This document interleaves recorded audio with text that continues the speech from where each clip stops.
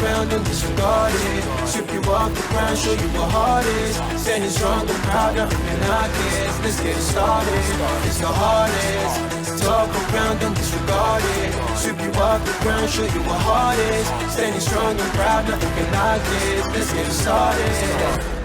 Yeah, get your boots ready. We're about to go on a trip where we wrestle, nobody settling or calling it quits. You're here for the grit, betcha this stuff is amazing. You're stumbling? Welcome to the bump in the apron. Step into it, the hardest part of the ring. Here to bring fun, yeah, in this art he is king. It's the best thing, making sure you don't tap out. Don't go soft with the hardest podcast out. And it's not just another one, it's clear.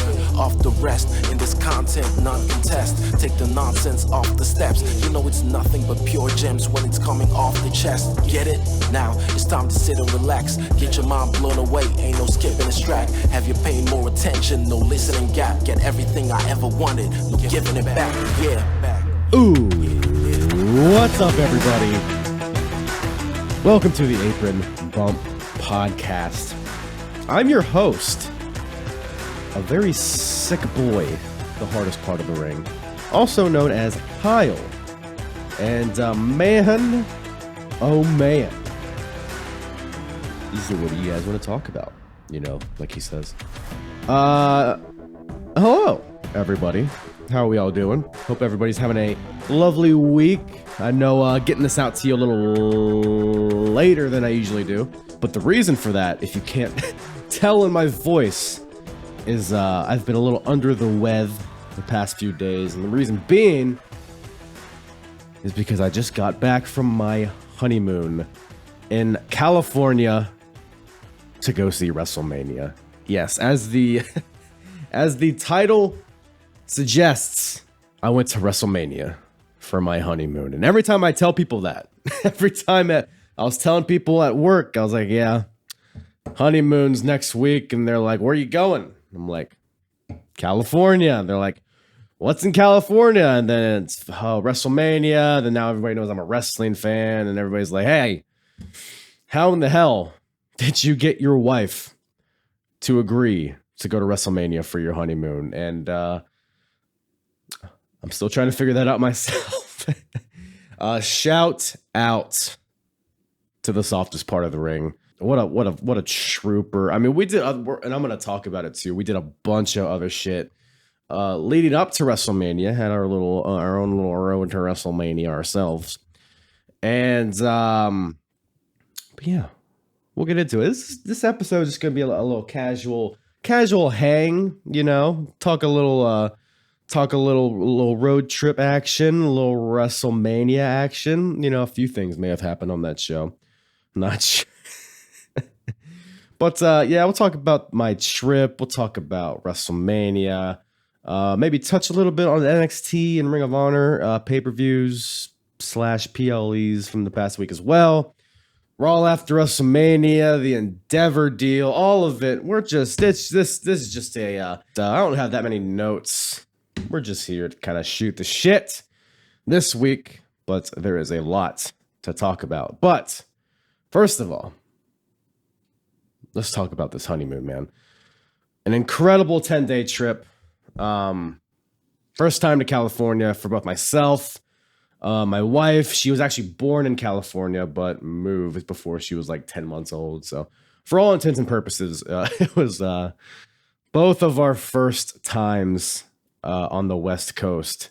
So very, very interesting. We started up at Monterey, which is where the softest part of the ring was born. Worked our way down to Paso Robles, down to Santa Barbara, and then finishing out at LA, of course, the site of WrestleMania. So, but yeah, we worked our way, for anybody, you know, on the West Coast, it's familiar.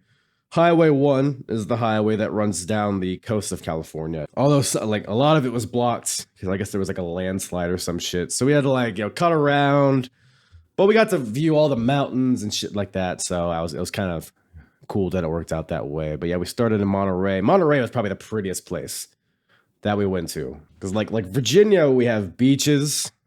We have some places with beaches.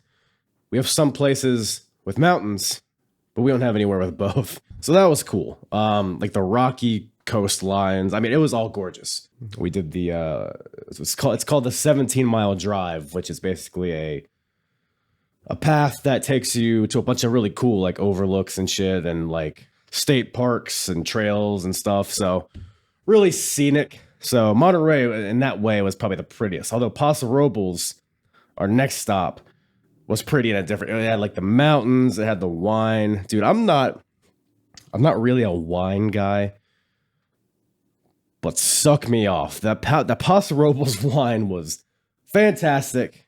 Went to Dow Winery. I don't know if there's any wine people that are familiar. It's like at the top of a mountain. It was crazy. Went to another winery and did like a sidecar tour where some guy on a bike drove my wife and I. Like we were both sitting on a sidecar, and they like drove us around like all the wine fields and wine fields. I don't know. Then we traveled down to Santa Barbara, which probably had the best food for sure. Good lords. I mean, and the downtown area was pretty cool too. Went to like a piano bar, and but yeah, the food was. Although I will say, California. I don't know if it's a California thing, if it's a West Coast thing. I've never seen it in Virginia. Look, I appreciate the thought, but mashed potatoes inside your burritos is that shit's out of pocket. You guys need to chill. You guys need to relax. I appreciate it. It's a good thought. It's too much. Just settle down. Walked along the beach in Santa Barbara and all this stuff. See, it's not just WrestleMania. This is, people ask how I convinced her to go to WrestleMania. It was all this, but I had a great time as well, of course. And then we work our way after that. We spent like 2 or 3 days in each place, and so we spent a lot of time driving, but it was again down the coast and through the mountains and stopping at places like Hearst Castle, which is like this giant mansion, a bunch of state parks and stuff like that. So really cool experience. Definitely a good time. Then we get to Los Angeles, or El Segundo is actually where we stayed, as you can see by the old shirt that I'm sporting here. We actually stopped at Steve Austin's brewery, or El Segundo brewery, where they brew his beer. Awesome time there. And El Segundo was actually a really cool place. But LA in general, like LA is fucking trash. I mean, Venice Beach.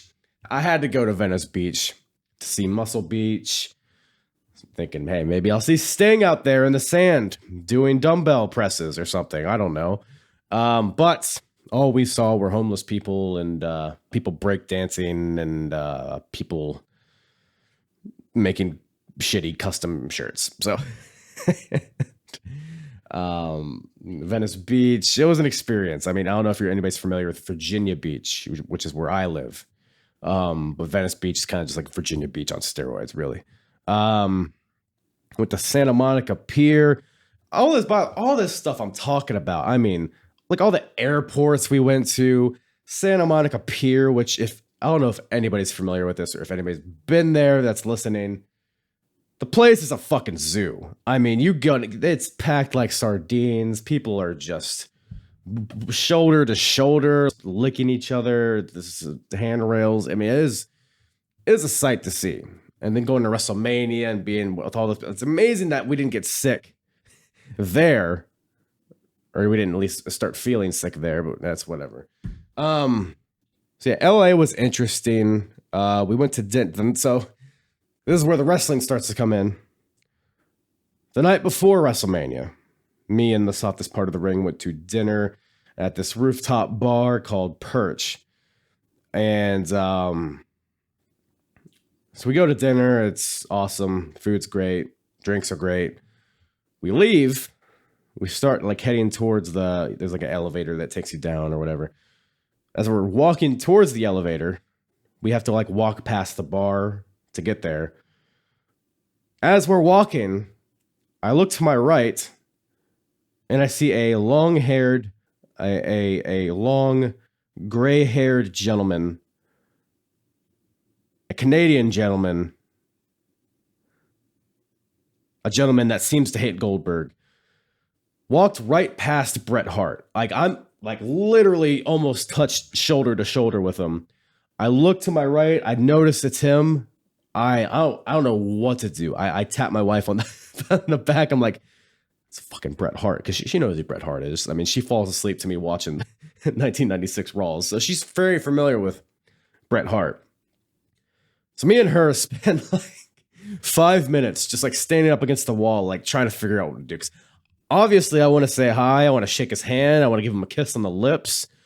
But he's talking to I don't think it's his wife, but he's talking to somebody, and I don't want to be that guy that's like, hey, I hate to interrupt your conversation at this beautiful restaurant and bar or whatever, but I'm going to anyways. You know what I mean? I didn't want to be. I didn't want to interrupt. He thinks he's away from wrestling fans, because wrestling fans aren't going to this place. I didn't want to be that guy, so I ended up not, saying hi. It's probably for the best. He probably would have hated me. And I can't have Bret Hart hating me. That's just going to ruin all Bret Hart matches. So, but it was really cool to see him like right here, up close and personal. So surprisingly, that's like the only wrestler I saw with like WrestleMania and all and everything that's going on in this area. It's incredible. That's the only guy I saw, but really cool time. And it was actually after that dinner, after I saw him, me, the softest part of the ring, went to the Novo Theater to attend a show called The Undertaker's One Dead Man Show. Whew, so this venue, it was a really cool venue. It was kind of a pain in the ass to get in, but really cool, like an intimate kind of theater, really tall but short. So you're like right on top of the whatever is going on the stage. And in this case, it was The Undertaker, basically, telling stories and all that shit. And going into it, I was concerned because we've seen all these like documentaries, like what was it? It was like a 5-part documentary or something when Undertaker went into the Hall of Fame, when he retired. They did like an A&E biography as well, and a bunch of other like podcasts and interviews. So he's like, Undertaker's at this point has told a bunch of stories from his career. So I was kind of concerned that we might just hear a bunch of repeats, and I'm not going to go like into the specifics about what he talked about, just in case, someone listening wants to go and watch this, because I definitely recommend it. It was a fantastic time, but it was, I don't think any of the stories he told I had heard before. I mean, he's talking a lot about his early career. He didn't really talk a lot about WWE. It was mostly pre-WWE. Although he did have funny stories about like the fake Undertaker and Macho Man. Dude, legitimately, I don't know if I've ever heard a better Macho Man impression than the Undertaker's. It was spot on. It was scary. But a really fun time. There's just like, I'm sitting in a chair looking at the Undertaker. He's wearing a shirt and jeans. He's just talking shit. It was, and like I said, it's this intimate setting. It was, if it ever comes to your town, you need to go, because it was a really special time. And so that was Friday, and that brings us to Saturday, which brings us to what we all want to talk about. And that's WrestleMania 39. My wife and I both attended both nights of WrestleMania. At this point, you've probably heard a lot of podcasts, reviewing the show, talking about what happened, and believe me, we're gonna get into it. But just kind of wanted to give a unique perspective from somebody that was there at WrestleMania. By the way, by far the biggest show I've ever been to, wrestling or otherwise. I mean, here in Virginia, we get Raws and SmackDowns. We've gotten like SmackDown specific pay-per-views. No Summer Slams are coming to Virginia. So it was a really cool experience. Obviously, SoFi Stadium, a beautiful stadium, SoFi. Really clean too. It was like easy getting in. Traffic getting out was a different story, but really cool stadium. I mean, just walking around and seeing all the merch, and we stumbled upon like the pre-show panel, which is cool, and things like that. So, I mean, just being in that atmosphere was really, really, it was a special time. I mean, like the stage, the lighting. I mean, this show felt like a WrestleMania. And I don't know if I'm just being biased because this is the one that I attended. I think it was like the best looking stage, the best just visually, aesthetically, the best looking WrestleMania. That's my opinion. I know a lot of people like, what was it, WrestleMania 32 with the roller coaster. Is that 32? What, you know what I'm talking about, right? But I feel like this one, it was simple, but also had that elegance and it just felt like a big deal. You know what I mean? Like the gold and red colors. It was awesome all throughout the stadium. A great atmosphere. The crowd was really into, matches that deserve to be gotten into. And I will say though, let's talk about the 2-night WrestleMania format that they've gone with. Now, ignoring the pandemic one because that's just an outlier. The past 2 WrestleManias have been 2 nights. And I would say the past 2 WrestleManias have been both top 5 WrestleManias of all time. And I'm wondering, is the 2 nights helping it, or is it just they just happen to be good WrestleManias and just happen to be 2 nights? I don't know. But I do really like the 2-night format as opposed to the 1 night, the 1 8-hour night. I've always said this. If I had it my way, WrestleMania would be 1 show in 4, maybe 4.5 hours. The next best option is what they do now. 2 nights, sub 4 hours. The worst option is to have 1 show that's a marathon, and then matches at the end suffer because everybody's tired. I never felt tired at any point. Well, no, that's a lie. Going into the second night was very interesting, and it makes me wonder how the wrestlers do it. Going into night 1, you drive to the arena. You get your parking situated. You wait in line to get into the arena. You you buy food and merch or whatever the hell, and then you find your seat, and then you watch the show, and then you take an hour to get out of the parking lot, and then you drive home in LA traffic, and then, oh shit, we got to do that again. So it was kind of a marathon in that sense. I just remember walking in the night 2. It was geez. So I'm still on the fence about the 2-night thing. But with the past 2 Manias and the quality that they've been, it's hard to argue against it thus far. But especially, and then they have the Raw after WrestleMania, so that's something people need to take into account. Is that the wrestlers are traveling as well. Some of them are wrestling multiple times, and it's I could see it being pretty draining. I wonder how they do it, but it was something. It was a very unique experience. But the show itself, like I said, as a whole, WrestleMania 39, definitely top 5 WrestleMania of all time, maybe top 3. Just an awesome show. From an in-ring quality standpoint, I think Dave Meltzer, whatever. You know me, I don't care about Dave Meltzer's ratings, but they're kind of a good gauge as to what people think in ring-wise of these matches. I saw that the triple threat match, the Intercontinental title match, got 5 stars. I saw Sammy and KO versus the Usos also got 5 stars, and there's a bunch of 4.5, 4.75 star match. As somebody that was there, it was incredible. The matches, some of the best matches I've ever seen, atmosphere wise. But we all know what we all know what we want to talk about, right? Let's get into it. So, The Miz versus Snoop Dogg. Now, fucking Shane McMahon. My wife popped hard for Shane McMahon. I don't know how I feel about that, but no, we might as well just get into it. Roman Reigns defeats Cody Rhodes to retain the WWE Universal Heavyweight World WWE Championship of the World. And some people are not too happy with that. And I'm going to tell you, So I have a lot of thoughts on this. And if you follow me on Twitter, you've seen a lot of my thoughts on this. And I'm going to expand on them here and add some new thoughts.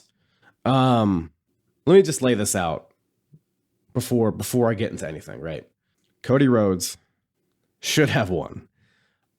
He should have won. I mean, look, I've been saying for months, and I still maintain this opinion. I mean, I was talking about this like Royal Rumble time. I didn't think Cody Rhodes should have won the Rumble. I didn't think Cody Rhodes should go on to face Roman. Mainly for the fact that Cody Rhodes, his path since his return has just been too easy. The lack of adversity that Cody Rhodes has seen. And by the way, I see people like they're trying to tack on Cody's first run in WWE as his adversity. They're not the same timeline. And we're also, by the way, not taking into account his independent run, his AEW run, because that has not been portrayed on WWE TV. So you can't take things that happened off TV and consider them a building block of a storyline that's on TV. That doesn't make any sense. Cody Rhodes, since he's returned, he beat Seth Rollins. Seth Rollins, who is a pillar of WWE, he is one of the biggest stars that WWE currently has, one of the most credible stars that WWE has. He beat Cody Rhodes, beat Seth Rollins 3 times in a row. 3-0 against Seth Rollins. The 3rd time with a fucking torn pec inside Hell in a Cell. Cody's been dominant. He's been unbeatable.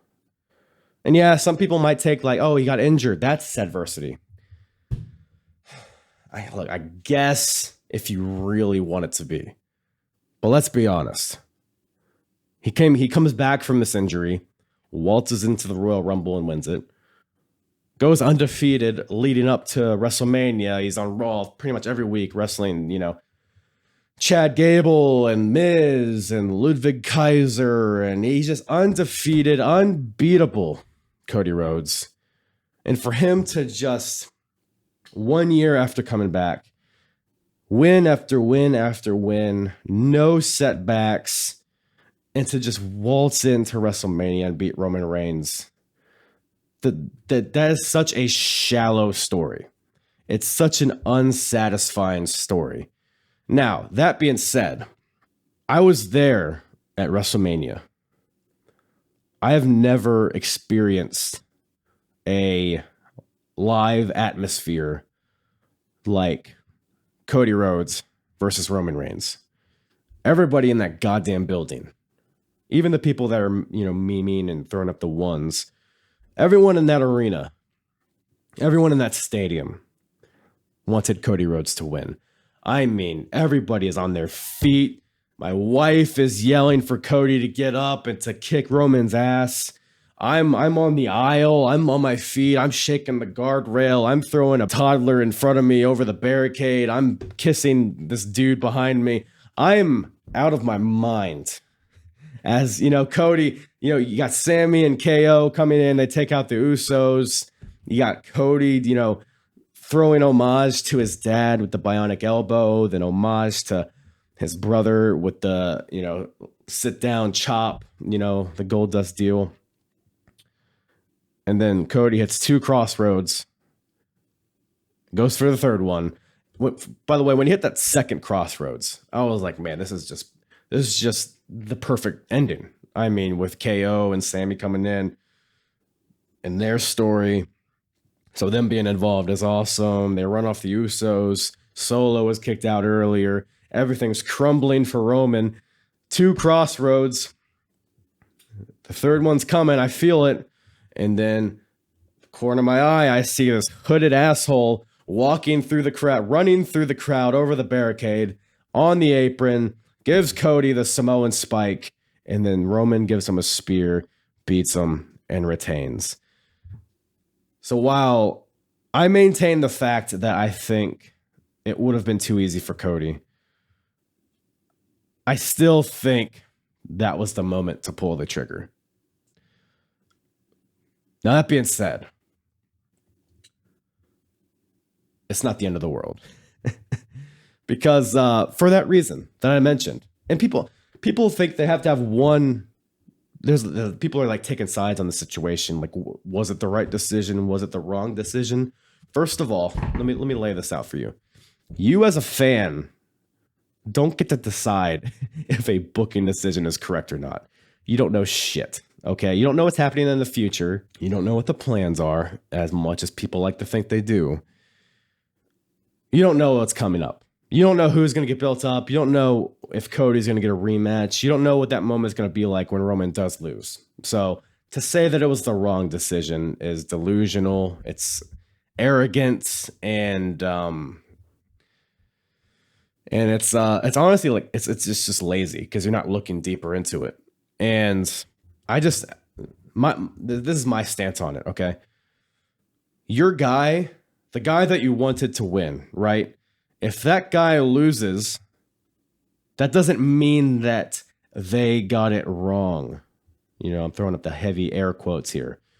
A lot of people, you know, because people are rooting for Cody, right? Everybody wants Cody to win.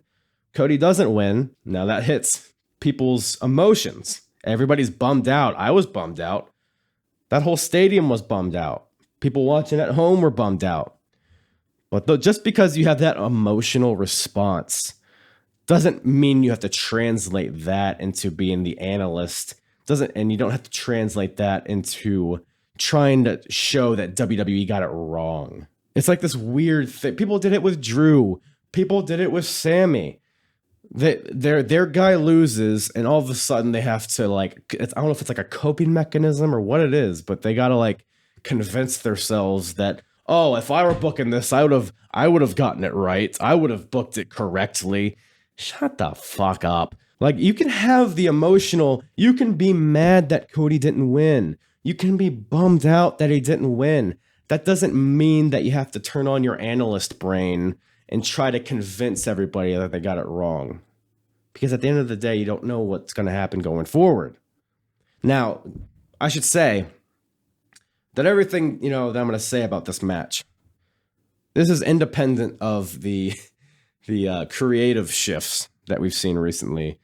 And because people were bitching about it before Vince McMahon came back into the fold, before the Endeavor thing. So that has no effect on why people have this opinion. So this is all separate from that, because, you know, who knows with Vince and creative, who knows what's going to happen in the future. I don't blame you for not having faith in him, because I mean, we all saw that Raw after WrestleMania. So justified not to have faith in Vince, but that's not what we're talking about here. But yeah, so Cody, yeah, I'm in agreement. Cody should have won. But that wasn't the only, so that's not the only way to go forward.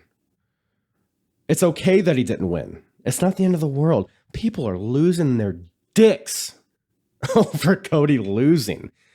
It is crazy how incensed people are getting. By the way, it's good to an extent. That's the emotion that wrestling should elicit. You should get really mad when the big bad heel beats the top babyface. That's the emotion that they're trying to elicit, and it did, and you're mad that they're eliciting the emotion that they wanted. And now you're trying to justify it, and you're trying to pin it on them like they got it wrong. No, they got it exactly right, because this is the emotion that they wanted. People are saying, there's no reason Cody should have lost. Shut up. Talking in absolutes like that is ridiculous. Especially with how unpredictable wrestling can be. I mean, Cody, less than 2 years ago was in AEW, and now he's just coming off of a WrestleMania main event. You don't know what's happening in the future. You don't know who's going to get hot. You don't know who's going to maintain momentum, who's not going to maintain momentum. You don't know. And like I said, Cody has seen no adversity since his return to WWE. So to have him being brought down a peg, having to overcome the odds, and now he's in a feud with Brock Lesnar. I mean, people are more behind Cody now than ever. Picture it. Picture the tension that'll be in the air if Roman and Cody have a rematch. Whether it's like, SummerSlam or next year's WrestleMania. Just imagine the tension in the air. Imagine the groundswell of support Cody's going to have. He got screwed out of his match at WrestleMania the previous year. Now this is his chance to rectify that result from WrestleMania 39. There's no reason that can't happen. Because by the way, and a lot of people seem to be ignoring this, Cody didn't lose clean. The Usos interfered. Solo Sikoa interfered. People are like, oh, Cody, oh, he got embarrassed. He got geeked out by Roman Reigns. This motherfucker was dominating Roman Reigns in the match, was one move away from winning, and Solo Sikoa had to save Roman's ass. Cody came out looking like a star, even in defeat. And by the way, let's just, what is this like mentality that people have that if you're not a champion, you're not a star? People are like, oh, they had their chance to build their next babyface star and they blew it. Did they? Because people are more behind Cody than they ever were. What? Because he lost a match? You think that he's not a star anymore? Have you watched wrestling before? Do you think you have to be undefeated to be a star? Is that your mentality? But Cody, look, nobody has been built stronger than Cody up to this point. He's won every match and other than this main event, which is riddled with interference. And by the way, I will throw this out there. My one criticism here that a lot of people have that I do agree with. The finishes for these Roman Reigns matches are repetitive as hell. They're all the same. And while I can appreciate, because Solo Sikoa, in the build up to this match, Cody had made very pointed, remarks at Solo and that he's not ready or whatever the hell. So, and from a kayfabe sense, it does make sense for Solo to be extra aggressive, to be extra motivated to cost Cody the match. So that does make sense. However, the fact that Solo was ejected and just came back out, that was bogus. Because now people getting ejected doesn't matter anymore because they could just come back out as long as the referee's not looking, which is what needs to happen with any interference anyways. So it's like, I thought that was a bit lazy in how they booked it. And I think the repetitive finishes to these Roman matches, like he can win clean sometimes. You know what I mean? So, or even like win with a low blow, win with brass knucks, take a fucking coconut and smash it over Cody's head, or I don't know, do something. Like, if you listen to my show, you know that I cover TNA from 2006, 2005, that era. Jeff Jarrett is all over that era. He's always the world champion. And he always wins with shenanigans, but the shenanigans are always different. Like sometimes it's interference, sometimes it's a shady ref, sometimes it's, Jeff using his guitar, sometimes it's somebody dropping a nightstick from the rafters. Like there's always shenanigans and bullshit, but it's different at least. So what I'm saying is Jeff Jarrett is better than Roman Reigns, is basically what I'm saying. But Roman, it's a little diversity in the finishes would be appreciated. But as I was saying, Cody is still a top babyface. There was a report that Cody's he led merch sales over WrestleMania weekend, and God, on Twitter, there's people quote tweeting it. There's people replying to this report like, man, WWE really missed the boat on Cody, huh? No, they fucking didn't, because he's still there. He's still a top babyface. He's still the guy that people want to see conquer Roman Reigns. If anything, he's bigger than he was going into WrestleMania. Because now he has a story. Now he has adversity. Hard times make better men, or whatever the hell the saying is. It's akin to Dusty's journey. This is the story that they're building. And if you don't like it, if you would have preferred Cody to win at WrestleMania 39, hell, like I've said, that would have been perfectly fine. But just because he didn't doesn't mean the world's falling down. There's still a path. There's still a story to be told. Now, and I will say this. Look, if Cody had won, right? He walked out of WrestleMania, the new champion, whatever. They merged the belts. He has one belt. And he goes, maybe he defends the belt against Brock Lesnar instead of just being in a non-title feud like he is right now. Let's say Cody goes to defend the title against Brock Lesnar. Is that more intriguing than where he is now? Because right now, Cody's he's trying to fight his way back to the top. He got kicked down by Roman Reigns. Now he has Brock Lesnar on his throat, and he has to conquer this beast to fight his way back to Roman. To me, man, that's just so much more engaging of a story. There's so much more stakes involved. There's so much more tension involved. It's overall more entertaining, the path that they've taken, in my opinion. And even if you don't agree that it's more engaging, more entertaining, you can at least acknowledge that there is a different story being built that has quality in its own right. Because now Cody, like I said, has to overcome this adversity that he's not seen since his return. It's a change of pace. We all saw how Kofi Mania ended up, right? Kofi Kingston had this groundswell of support, wins the title at WrestleMania, and then what happens? Now he's just a guy with a title.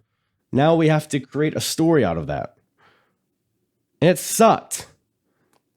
He's just the champion that is defending his title against people. There's no other layers to it. And to an extent, I believe that's what would have happened to Cody too, had he just won at WrestleMania. Because now he's conquered, his mission statement when he first came here was to win the title that nobody in his family had ever won. If he just does that right away, then what else is there for him to do? So them prolonging this just keeps Cody in that spotlight longer. It builds to a deeper crescendo, and it's going to make the climax even better. It's like when you edge. You know what I mean? You edge for a few days, and then you release, and then it's way better than if you would have just walked into your house and done it, within the first 5 minutes of you putting your keys on the key hook. You know what I'm saying? So Cody, and I kind of mentioned this earlier, a lot of people have this mindset of like, well, if not Cody, then who? This is funny because back in September, a lot of people thought Drew was the guy, Drew McIntyre. And then Drew loses, and everybody's like, well, if not Drew, then who? And that who ends up being Sami Zayn at Elimination Chamber. And then Sami loses, and everybody's like, well, if not Sami, then who? And then the who is Cody Rhodes. And then Cody loses. Well, if not Cody, then who? Like, do you see the pattern here? Opportunities are constantly opening themselves. New faces can step into that role.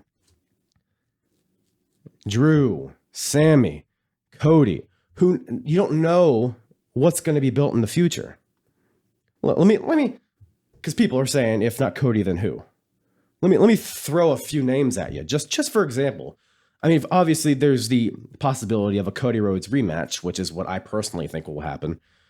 But let me throw a few names at you. Some of them are a little, not controversial. They're a little bit dark horses, I guess. They're a little bit not likely at this point in time, but time is a fucking endless thing, right? I mean, WWE never ends. So who's to say who's going to be over this time next year or this time or in 6 months from now or whatever. You know what I mean? Wrestling changes so fast. Like I said, Cody Rhodes was in AEW less than 2 years ago. Okay? But let me throw a few names at you. Seth Rollins. Now, Roman and Seth faced at Royal Rumble, was it 2022? And I believe it was a DQ finish, right? Roman lost by DQ. So they've kept that open, basically. I'm surprised they've kept it open this long because Roman did not beat Seth. And in the past, Seth has had a stellar record against Roman Reigns. So that's always something they can revisit, especially Seth. He's coming off a big victory at WrestleMania. He's seemingly, we don't know what's next for Seth. So that's very possibly a future feud that could be revisited. And Seth beating Roman, I feel like would be satisfying, especially when you take into account the Rumble match and how Roman couldn't beat him. And then you have the Shield undertones and Seth. I mean, people love Seth. Why couldn't it be Seth? It absolutely could be. Jey Uso, which is, look, I don't need Jey Uso as the world champion. I understand it's like a full circle thing with the story. I personally don't think the title needs to be involved. To me, I think when Roman loses, Roman's first feud out of that title reign is going to be with Jey. So I think that'll happen. I don't think it'll be for the title, but it's another possibility. We can see how it plays out. We can see how that's built. Jey Uso is also an option because it fits perfectly with the story. Here's one that people are going to be like, shut the fuck up, Kyle. LA Knight. Yeah.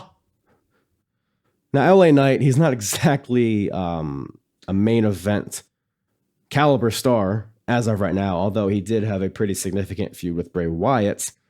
They haven't really followed up with him, but that's a guy that could get hot quick. I mean, the charisma on him is Stone Cold-esque, where it is just everybody can identify with him. He could sell a ketchup popsicle to a person with white gloves. LA Knight is a star. I think LA Knight has the most star potential out of anybody on that roster, including Roman Reigns. An absolute star, can go in the ring, looks like a champion. And as of right now, as of April 7th, 2023, he's not in that spot yet. But again, we all know how fast wrestling can be, how fast things can change. Give LA a few big wins. He could be the guy. And one more, and this is kind of just a pipe dream. I don't think it's going to happen. Just because logistically, I don't know how they would work their way towards this. But Gunther. Now, him and Roman, both heels, two heel factions. I don't want the world title to go from one heel faction to another heel faction, but things can evolve. Maybe Imperium becomes babyface. Maybe the Bloodline becomes babyface. Gunther, I mean, we all know what this dude can do in the ring. He looks like a monster. He's menacing. We've seen his title reigns in the past and how he carries himself. He'd be the perfect champion. He'd be the perfect guy to take that torch from Roman after Roman's gone.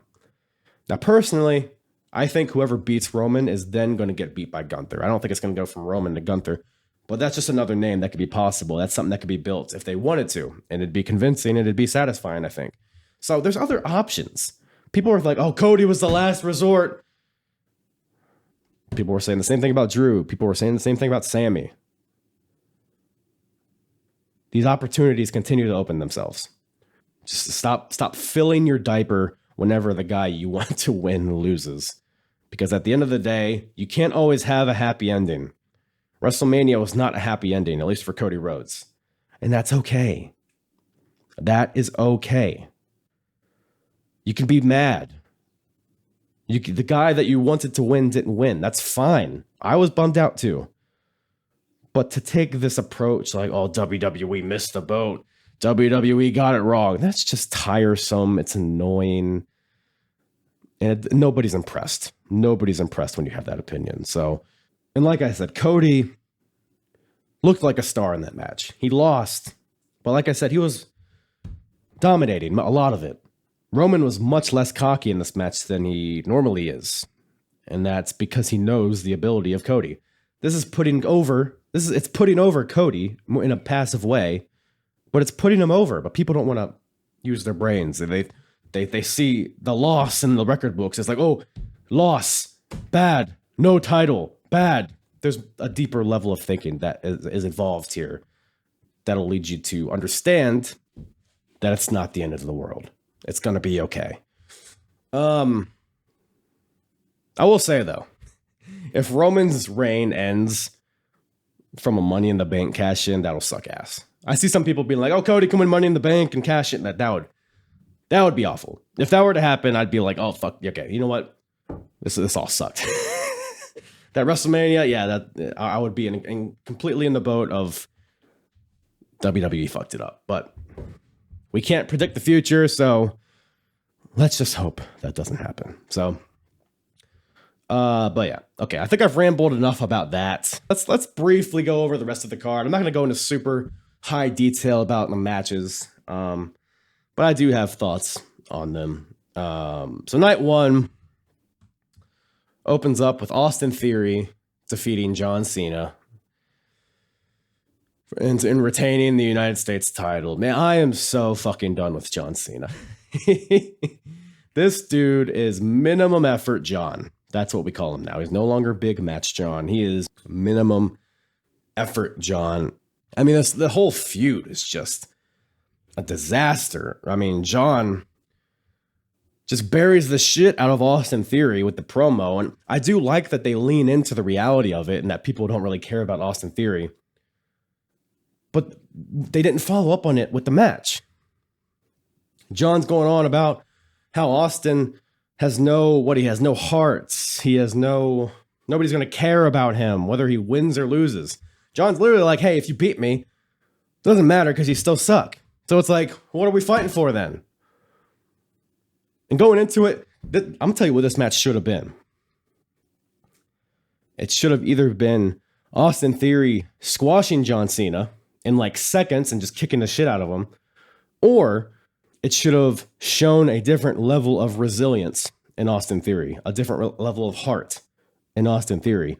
Maybe John gives him an AA and he kicks out. Maybe then John gives him one from the top rope and then he kicks out. God forbid, maybe John gets color on Austin Theory. Austin's bleeding. He keeps kicking out. He won't give up. And then maybe, Austin recovers and wins. That's what it should have been. Something. I'm gonna tell you what the worst option for this match was. It's what fucking happened. A simple low blow and hits his finisher and then he wins. The match sucked. Austin didn't come out looking better. Now he's just back to square one, which is just create a wrestler number 3. It's funny because the whole reason the storyline is even happened is because the parallels people are making Austin Theory and John Cena. People are saying Austin Theory is the next John Cena. In reality, Austin Theory is the next Dolph Ziggler at best. So just very uninspiring, but I don't know, man. Also, he needs a character shift. He needs like a Randy Orton-esque character shift, like a very dramatic one that'll separate him from all the other guys in tights that do fancy moves, because that's all he is. That's all he is. He's as generic gets. And John, just stay away, John. If you're gonna keep fucking phoning this shit in, we don't need you. I say that, but he's gonna get huge pops whenever he comes back. So who am I? Who am I? The Fatal 4-Way tag match, the men's tag match. Loved this match. Really fun. It's a spot fest, but that's what it's supposed to be, man. And the crowd loved it. I loved it. Chad Gable came out looking like a monster, giving the Chaos Theory to Braun Strowman. That spot where Dawkins just leveled the shit out of Strowman as well. I'll say this, Braun was pretty giving in this match. I usually don't have a lot of good things to say about Braun Strowman, but he was here to help get guys over in this match, so I appreciate that. But just a fun little match. It blew my expectations out of the water and got the crowd into it. So that's really all you can ask for, huh? And Seth Rollins defeats Logan Paul in a awesome match.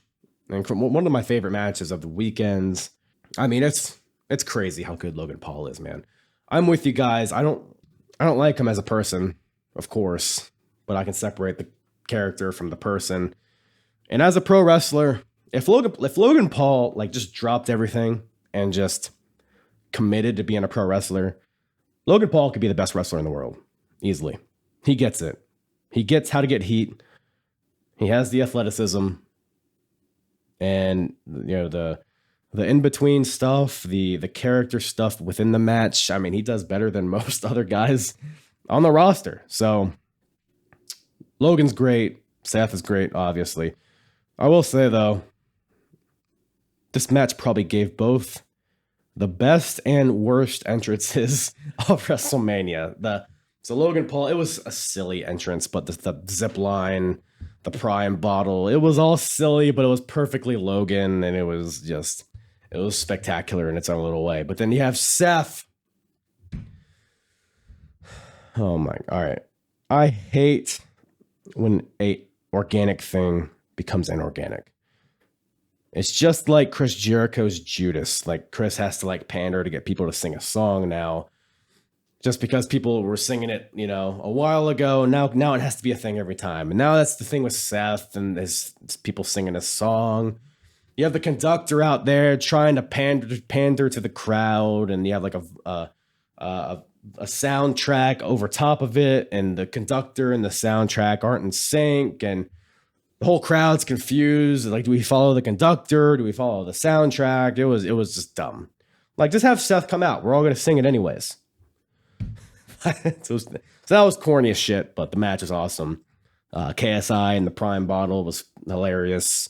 The spot through the announce table, how Seth pulls the Prime bottle on the table and Logan accidentally splashes him, and then he throws him in, stomps him. Like the whole finishing sequence to that match was awesome, and I loved it. The 6-woman tag match, Becky Lynch, Lita, and Trish, they defeat Damage Control. And I mean, this was a one of those WrestleMania moment matches. It's a match designed to get a photo op, with Becky and Lita and Trish standing victorious. The match was whatever. It was a little clunky at points, but I think there was enough high points for it to be a decent match overall. I think Trish, weirdly enough, shined more than anybody else in this match. So it's good to see. It was fine for what it was. Damage Control is just, man, what a dumpster fire that faction is. Good Lord. People praise Triple H like he's the god of all gods in terms of booking, but I can't remember a faction that was booked worse than Damage Control. Maybe like the League of Nations, but it's been 10 years since that happened. So yeah, Damage Control is fucking done, man. Bailey might be done too. I think she sent some cryptic tweet, which annoys me, but that's a whole different story. Like, just shut up. Like, just go if you're going. But Bailey might be leaving. And honestly, like, I don't know, man. Like, Bailey had a really strong run during the pandemic, but ever since her return, she's just not hitting. Her promos suck. She doesn't seem sure of herself. In the ring, she's never really been spectacular. She's had a couple of really good matches, but just not really consistent as far as I'm concerned. And I don't know, man. I'm not into Bailey like I used to be. If she does end up staying with WWE, she needs to get away from this Damage Control shit, because that's just holding her back. It's holding Io back. It's holding Dakota back. So I don't know, man. I don't know. Rey Mysterio defeats Dominic Mysterio. I thought this was awesome. I thought this is everything it needed to be, even though Dominic has little to no value. I mean, the feud with his father, obviously it writes itself, and I think everything's been executed pretty well. Story-wise, the match, like I said, it was what it needed to be. It didn't blow my dick off in terms of match quality, but there was enough fun spots in the finish with Bad Bunny and all that stuff. That was cool. So Ray had a really cool entrance with the Lowrider and Snoop Dogg and Eddie's music, and then Dominic had the silly shit with the fucking handcuffs and the cop car or whatever. It was fine. I like this feud. I just struggled to think of what Dominic could possibly do after this feud with Ray is over. I mean, God, the shelf life on Dominic is just... Because what does he do? Because I guess at Backlash, it's probably going to be Dominic and Damian Priest versus Bad Bunny and Ray. Or something like that, right? I'm assuming. But what does he do after that? Let's say that ends the feud. Was he going to go into a feud with Seth Rollins or something? Like, no. He's not good enough to carry it. Because the whole story of him, standing up to his father and striking his family, and like, that's all good and fine, but what does he have beyond that? His promos aren't good. As much as people like to pretend that he's improving, he's not. His whole character, I mean, the character that he has adopted leans into his like dull nature because he's very monotone and he's just a dork. So it's like, oh, he went to jail and now he's a thug because it's funny. Like, because it's ironic because he's the opposite of that, which is a dullard. So, but that's unfortunately the reality. So he what's his heat after the thing with Ray? I don't know. This is no presence to him. He's not a star. He doesn't carry himself like a star. And it's not like he's, you know, I mean, he's 25 years old. People pretend like he's an 18-year-old kid, like just getting the start. No, he's been wrestling for a long time. And he's still at this quality. So, I don't know, man. I hope the best for Dom, but I do not have high hopes. But after that, we got Rhea Ripley beating Charlotte Flair for the SmackDown Women's Championship. Awesome match. Arguably the best of the weekend for WWE. Rhea and Charlotte, they pretty much always show up when they have pay-per-view matches against each other. So no surprise that this is a great match. But Rhea, I was talking about Dominic, how he has no presence to him and he doesn't come off like a star. Rhea is the exact opposite. Just feels like a beast, feels like a champion. And I'm looking forward to her reign because she might be the injection of something, because that SmackDown Women's division, they need something. They need challengers. They can't just have the champion, so they need to do something with that division. But Rhea Ripley being the champion is a good start. Really fun match, really hard hitting, great finish. The riptide off the second rope, back and forth. So I was entertained throughout this whole entire match. So good shit. Apparently Charlotte is taking a break after she's been back for a couple months. Was handed the title right away, and now she loses it, and now she's taking her ball and going home again. Whatever. I'm done with Charlotte. She just annoys me, man. Like, she implied, because going into this, the whole thing was like, what's going to main event? Is it going to be Rhea versus Charlotte, or is it going to be the tag title match? And obviously it ended up being the tag title match. And Charlotte's pissed about this because she had an interview with Ryan Satin. I guess it was a few days before the show. And they were discussing if it should be the main event or not. The match between her and Rhea. And Charlotte's like, she's basically implying that the only reason people don't want it to main event is because they're women. Which is not the case. It's less strong of a story than the Usos versus KO and Sammy. That's the end of it. That's all it is. That's why people wanted that to main event instead of this. But Charlotte has to make it about, a gender. She has to make it a gender issue. She can't come to grips with herself that something that she's involved in is not engaging.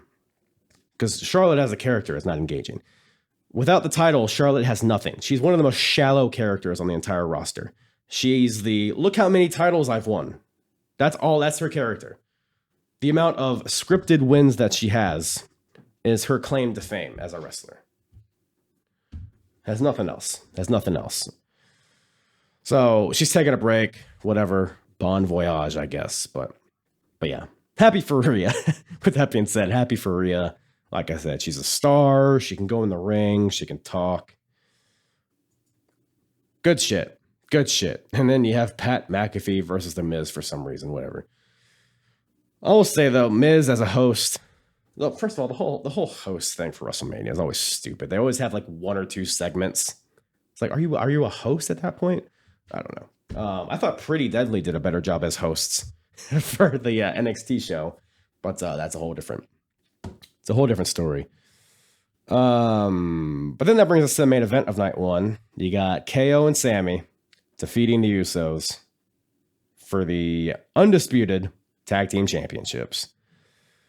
Incredible match, man. Dude, this match really hit me in the feels for a lot of reasons. One is that tag team wrestling has always had a special place in my heart because it is what really solidified me as a wrestling fan. TLC 2 specifically, the Hardys, Edge and Christian, the Dudleys, that whole feud is what really, like, that was like the first thing that really gripped me in wrestling. And ever since, I've just loved tag team wrestling. I think a really good tag team match is the best that wrestling can get, personally. But also, Sami Zayn, Kevin Owens. I mean, we've seen the story play out on WWE TV. That alone has been incredible. So that the best thing that WWE has done story-wise in quite a long time.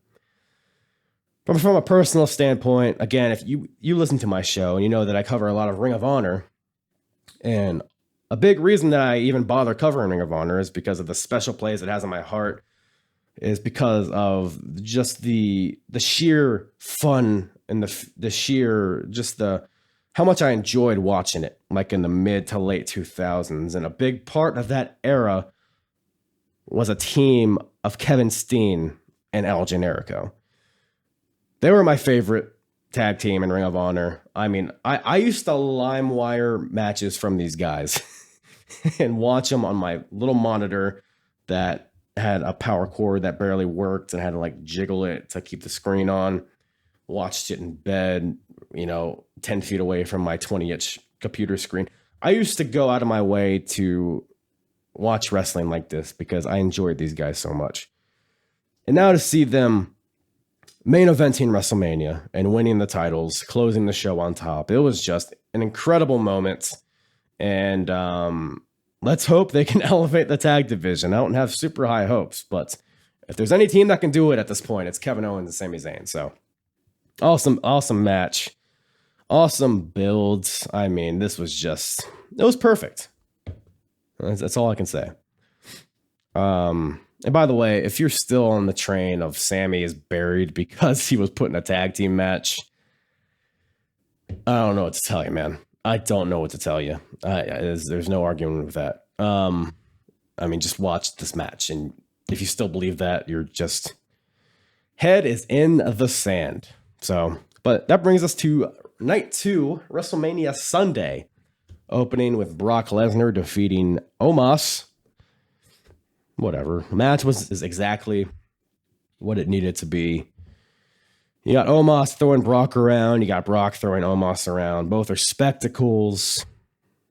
The F5 on the huge Omos. Brock wins. It's like, what else do you want? It didn't stay too long. It was sub 5 minutes.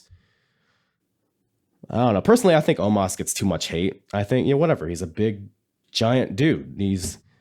He comes around when you need a giant to face somebody, and he kicks rocks. He has a lot of charisma. He has a lot more charisma than like a Great Khali or any of the other giants that we've seen in the past. So I'm a Homo sapien myself, personally. So, and then we had the 4-way women's tag team match. And I'm going to be perfectly honest with you guys.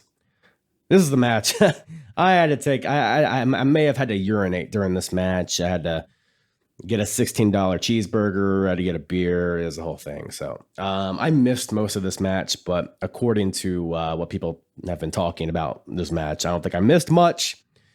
Ronda gets the win. I think she literally just does nothing and then walks in an armbar and gets the win. I mean, there's no reason to care about this match. There's no stakes. It's a waste of time. It's just to give people paydays. So happy for them, I guess. Happy for these people to get their moment in the sun. But as a fan, you couldn't pay me to give a shit about this. So, but God, by golly, suck me sideways. Gunther defends his Intercontinental title against Drew McIntyre and Sheamus in one of the best WWE matches I've ever seen. This ruled. This is the exact type of wrestling that I like. I love all these guys. The chemistry between all these guys was awesome. Brutal, hard hitting. The drama was great. I was really hoping Sheamus would win. And when Sheamus, like Drew was going for the Claymore on Sheamus, and then Sheamus counters with the brogue kick, man, everybody in that stadium thought it was it. But it was not.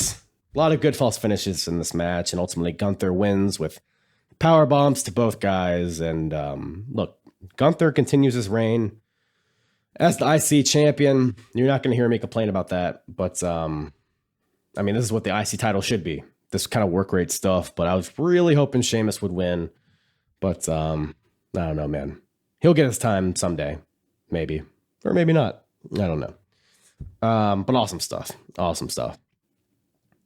Bianca Belair defeats Asuka to retain the Raw Women's title. This match is better than I expected, I'm going to be honest. And again, I was expecting Asuka to win this. I thought it was a foregone conclusion, but Bianca wins. And man, I love Bianca. I feel like she's going to need a character shift very soon because I can feel her becoming stale.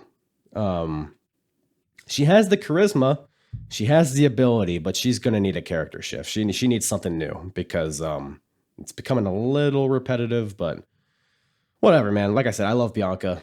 She's a great champion. Not mad about her reign continuing, but kind of bummed that Asuka couldn't take the strap here. So, and Asuka's another one. She had another like cryptic tweet. She might be leaving too. I don't know.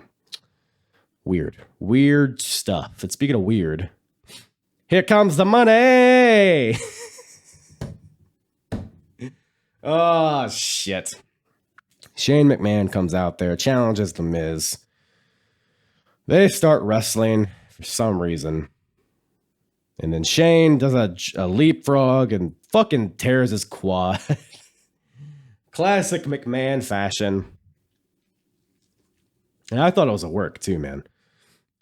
Because, I mean, the improvisation of Snoop Dogg was smooth as hell. I can see why this guy's a Hall of Famer. I mean, it was just, he handled this situation perfectly.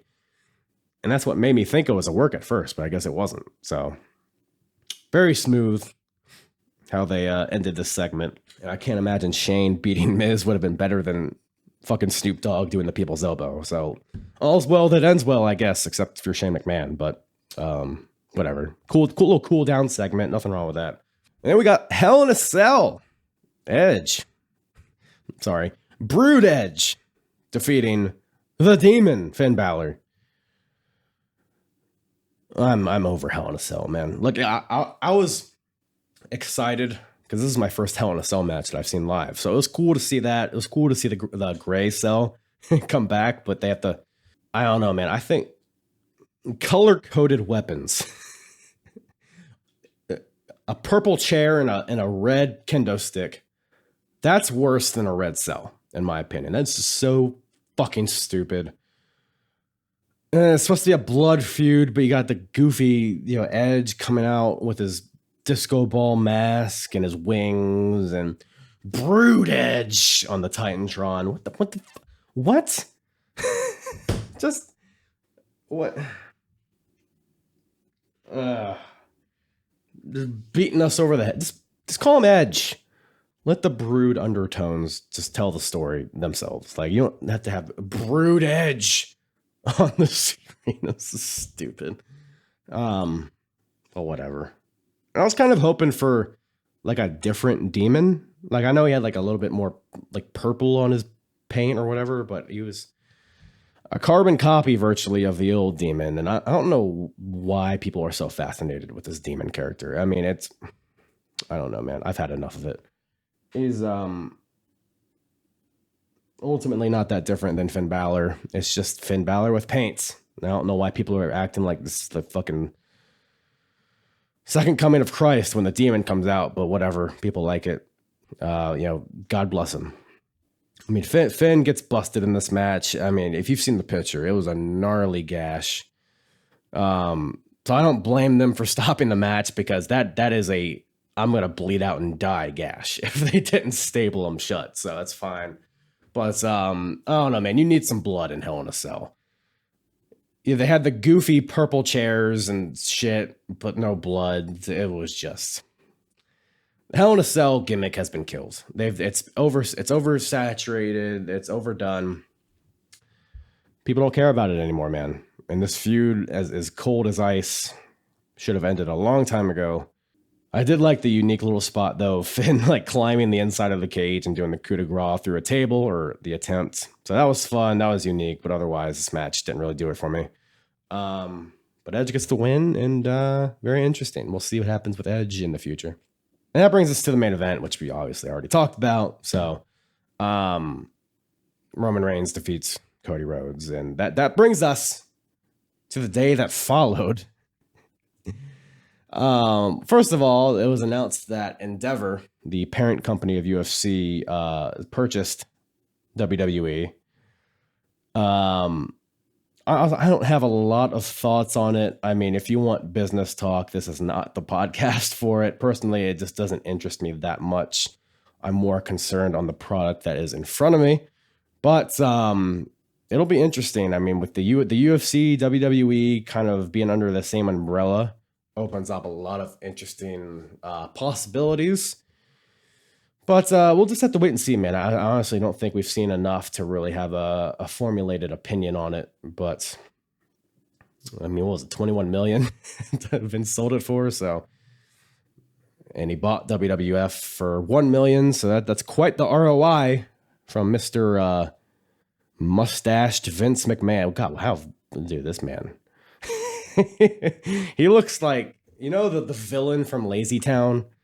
I forget his name, but he looks exactly like him. He's a cartoon character, this Vince McMahon at this point. So whatever, good on him. He the fucking allegations against him. Yeah, it's old hat, right? Yeah, we're moving forward. But yeah, not a ton of thoughts on that, but it'll be interesting to see how the product changes as a result, if it does at all. So, but that brings us to the Raw after WrestleMania. Now, like I said, WrestleMania was awesome. I mean, the atmosphere, like I mentioned over and over again, it was just incredible. Had an awesome time. And we came back home the following day, the Monday. Got home a little before Raw started. So I was like, you know what? I don't feel like doing anything. I'm just gonna throw Raw on. See what's the haps with this show. And it's incredible how fast you can go from the highest of highs to the lowest of lows. Because WrestleMania, the ending of WrestleMania, while a lot of people don't agree with it, it was just so emotionally charged. It was exciting. An incredible show. And then you get the Raw after WrestleMania, and it is just, I mean, I turned it off. I very rarely will just shut a Raw off. But I was so bored. I don't know, maybe I was just tired from traveling all day, but god damn it, I did not give a shit. This is even before the Brock and Cody thing, how Brock turned on Cody. But even when I was like, oh, Brock and Cody are on a team and face Roman and Solo, I was like, I really don't give a shit. But, well, it's not that I didn't give a shit about that, but the whole show leading up to it was like, it just beat me down. You could tell people are tired. You could tell people, like, the promos are all very formulaic. A lot of people, like Bianca's in particular, she sounded very, like, unsure of herself, very, like, unmotivated. Same thing even with, like, Kevin Owens and Sami Zayn. They were, like, kind of just going through the motions a little bit. Opens up with Omos versus Elias. I think that's what you're going to open up the show with. But by no means is Raw after WrestleMania. I wasn't expecting, like, you know, this crazy show. People have this idea that Raw after WrestleMania is a huge deal. It hasn't been a huge deal in literally like a decade. There have been like 2 or 3 Raws after WrestleManias that were awesome. But then WWE did what they do best, and they made a organic thing. And organic, you have like the commentary teams opening up every show with, they boo people they normally cheer, and they cheer people who they normally boo. WWE had to make it a thing, and ever since they made it a thing, it hasn't been the same. So I wasn't expecting much out of a Raw after WrestleMania. So, but even with those low expectations, the show was just the drizzling shits, just boring. Nothing happened. It was just, yeah, Triple H opening with like a 20-minute promo saying nothing. I don't know, man. I don't know.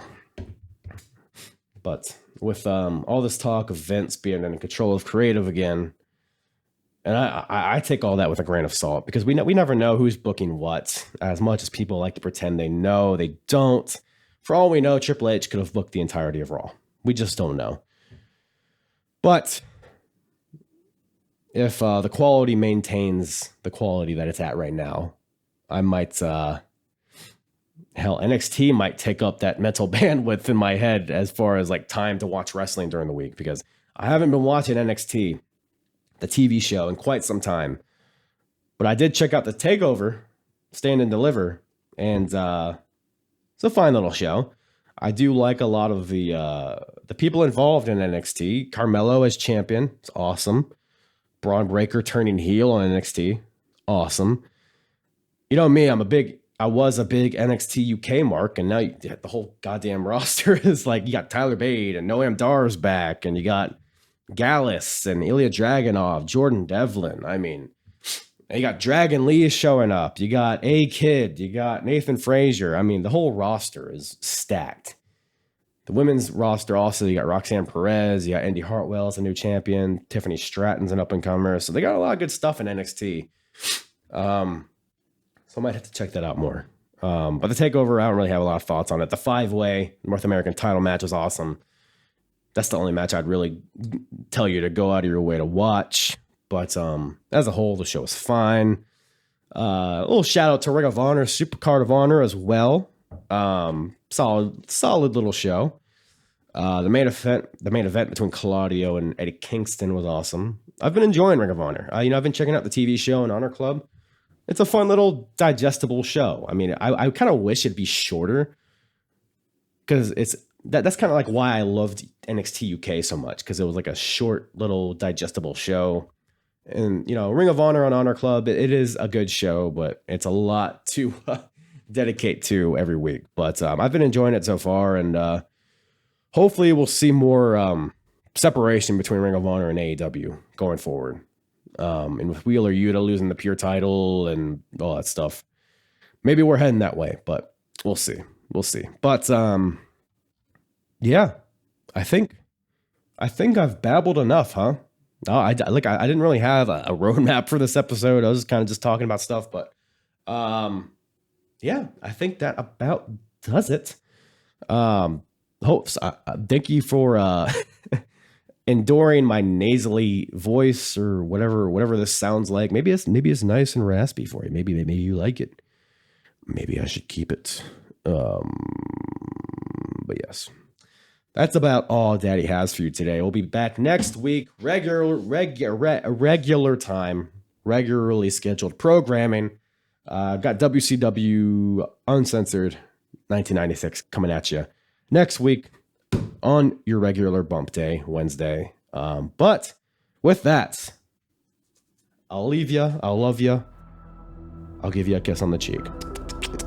Yeah. Thank you guys for listening, and I'm hard. The hardest, talk around and disregard it. Strip you off the ground, show you what hard is. Standing strong and proud, nothing can knock it. Let's get started. It's the hardest, talk around and disregard it. Strip you off the ground, show you what hard is. Standing strong and proud, nothing can knock it. Let's get started.